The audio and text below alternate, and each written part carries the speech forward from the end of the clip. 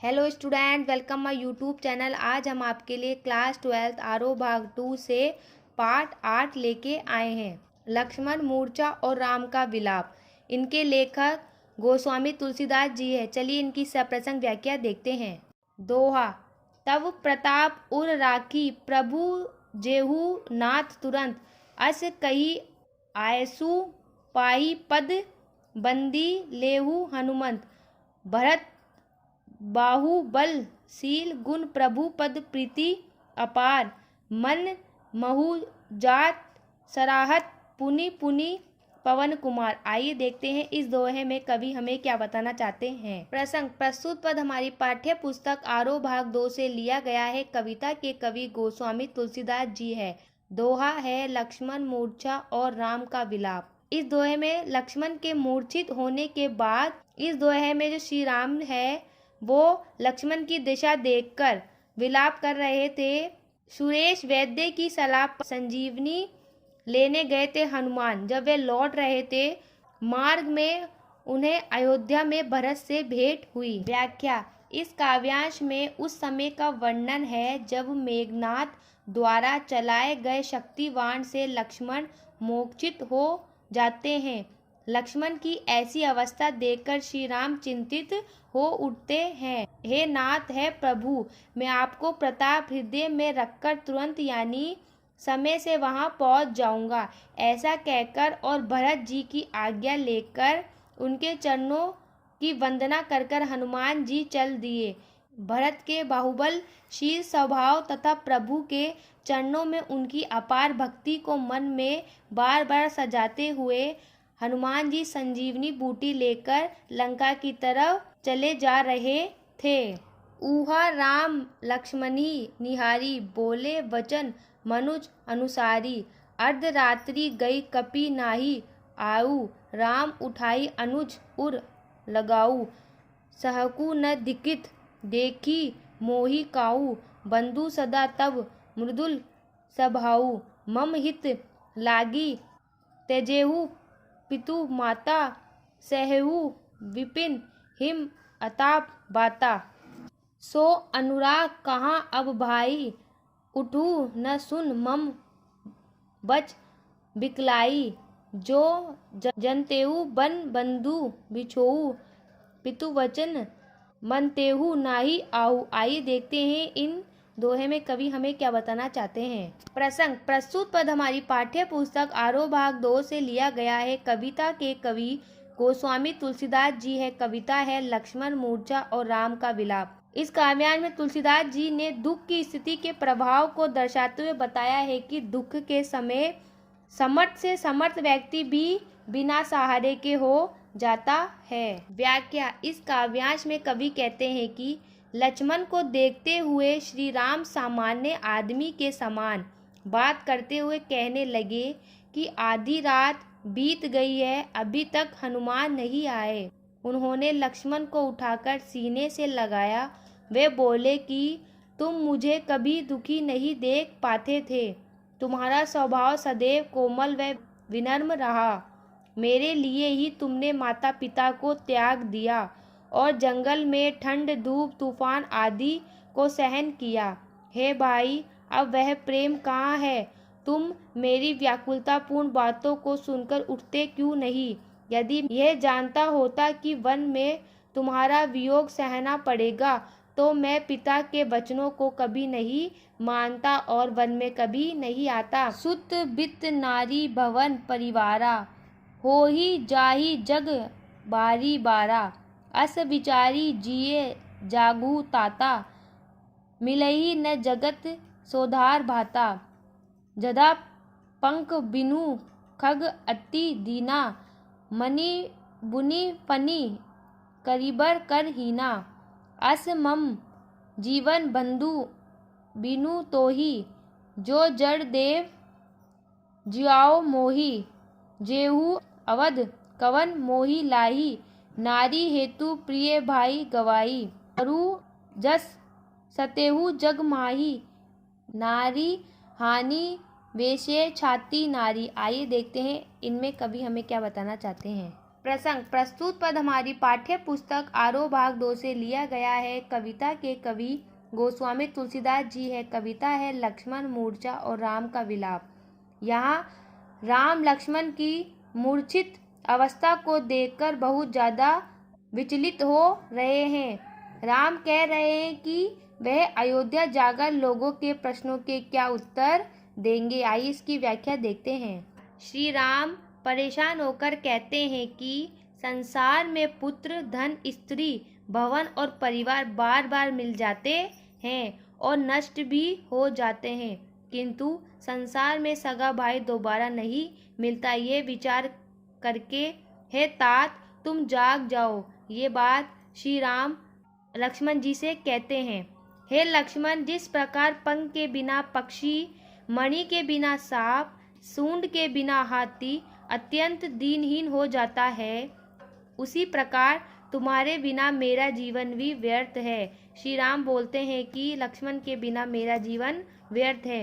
हे भाई, तुम्हारे बिना यदि भाग्य मुझे जीवित रखेगा तो मेरा जीवन भी पंखहीन पक्षी, मणि विहीन सांप और सूंड वहीन हाथी के तरह हो जाएगा। राम चिंता करते हैं कि वे कौन सा मुंह लेकर अयोध्या जाएंगे। लोग कहेंगे कि पत्नी के लिए प्रिय भाई को खो दिया।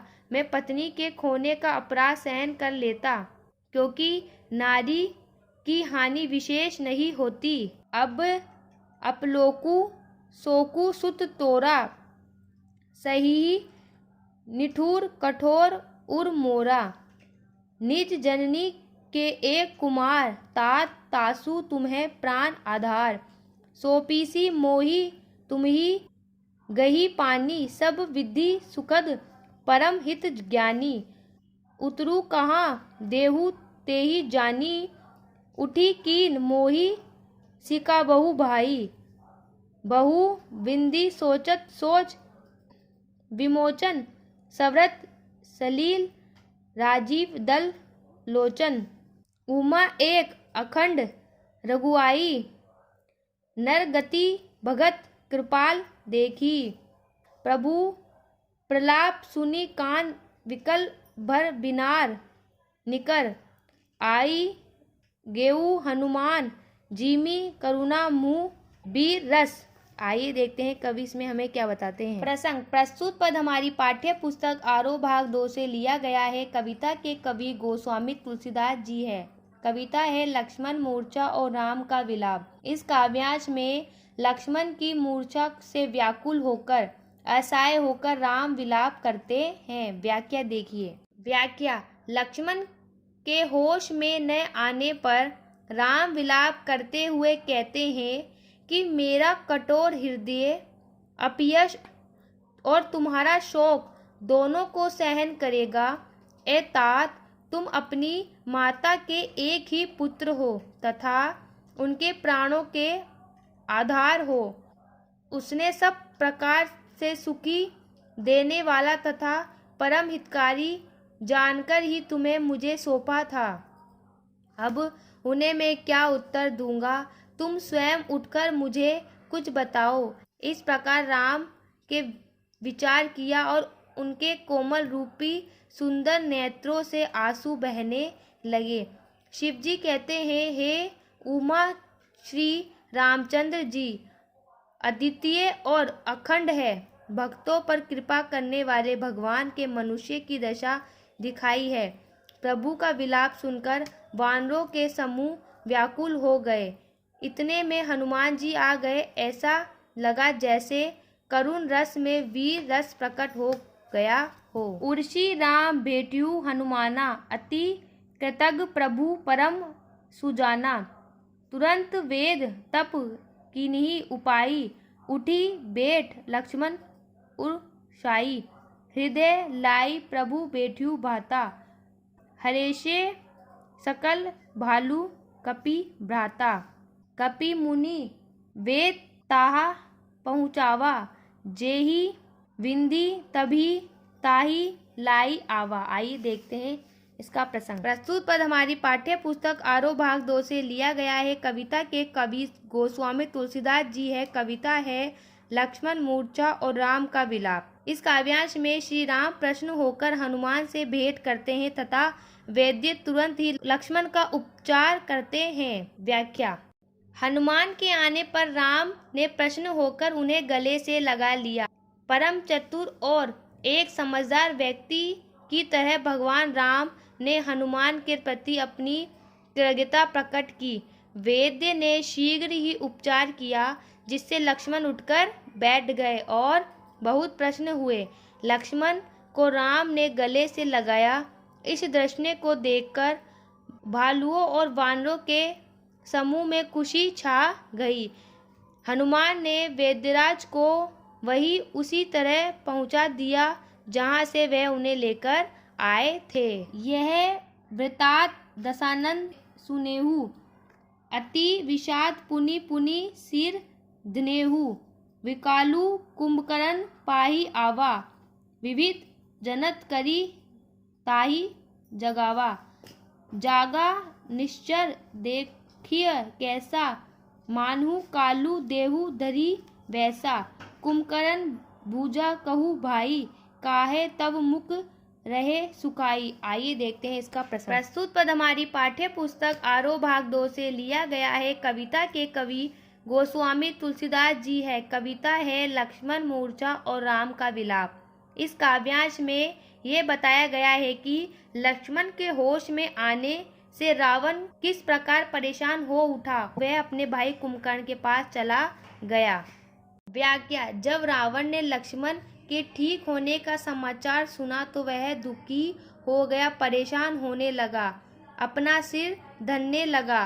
व्याकुल होकर वह अपने भाई कुंभकर्ण के पास गया और कई तरह के उपाय करके उसे जगाया। कुंभकर्ण जाकर बैठ गया।